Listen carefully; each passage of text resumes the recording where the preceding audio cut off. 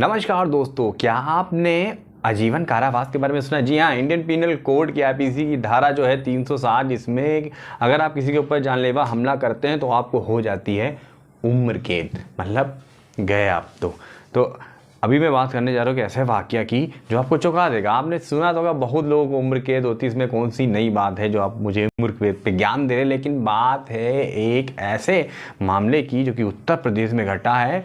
बात है कालिया की। अब ये कालिया कौन है? कालिया है एक बंदर, और जिसको हो गई है उम्र कैद। क्यों हो गई है?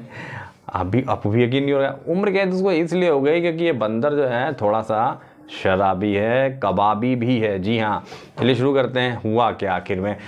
एक्चुअली कहानी कुछ ऐसी है कि एक तांत्रिक था और उस तांत्रिक के पास एक बंदर था। तांत्रिक काली विद्याएं में निपुण था, और जब वो उन विद्याओं, उन मंत्रों का पर प्रयोग करता था, पूजा करता था, तो साथ में जो उसका बंदर शागिर्द था उसको भी वो उसके बारे में सीख देता रहता था। अब कहते हैं कि तांत्रिक शायद कुछ रसिया किस्म का भी था, तो वो उसकी हरकतें उस बंदर में आ गई थी।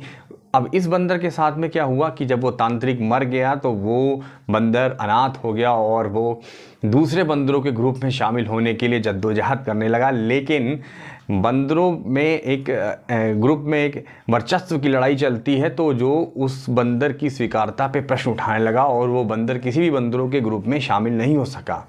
और बस यहीं से कालिया का इंतकाम शुरू हो गया। मिर्ज़ापुर में बंदरों के बीच में उसने हाहाकार तो मचाई ही मचाई, और उसके साथ में उसके सबसे बड़े जो शिकार बने वो बनी महिलाएं और बच्चियां। जी हाँ, महिलाएं और बच्चियां। लगभग 250 लोगों को उस बंदर ने काटा, और वो इस तरीके से काटता था कि पूरा का पूरा मांस निकाल लेता था। अब क्या हुआ, जब इस बात की जानकारी वहाँ पे फैलने लगी, लोगों के बीच में आतंक का पर्याय बन गया ये कालिया बंदर। और उसको नहीं पता था कि वो कुछ ऐसा करने जा रहा है कि अब उसके ऊपर नकेल लगने वाली है। वहाँ के एक रेंजर थे, उनकी नातिन को शायद उस बंदर ने काट लिया, और जिस पे उसकी शिकायत की गई और फाइनली उसको गिरफ्तार कर लिया गया। गिरफ्तार मतलब कि उसको पकड़ करके पशु केंद्र में लाया गया सुधार के लिए। 2 साल तक की उसको रखा गया ऑब्जर्वेशन में, लेकिन 2 साल के बाद भी उसके व्यवहार में कोई फ़र्क नहीं पड़ा। अब ये कहते हैं वहाँ के जो पशु जो केंद्र है जहाँ पर उनका रख रखाव होता है, वहाँ के एक स्पेशलिस्ट थे जिनका कहना है कि ये बंदर जो है औरतों को देख करके अलग अलग इशारे करता है। मतलब अजीब से इशारे करता है, छेड़ता है, आप ये भी कह सकते हैं।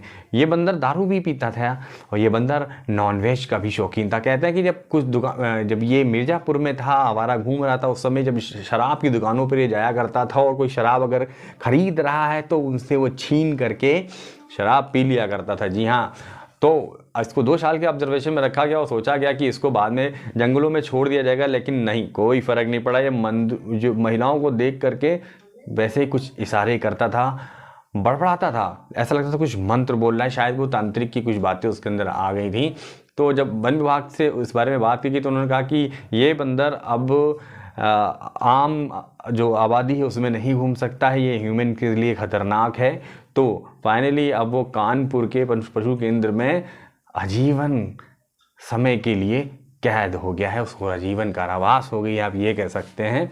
तो वीडियो में बताई गई इन्फॉर्मेशन कैसी लगी है? आपको सही लगी तो लाइक और सब्सक्राइब करो, और कमेंट बॉक्स में अपनी राय को जरूर शेयर करें। तब तक के लिए बाय बाय।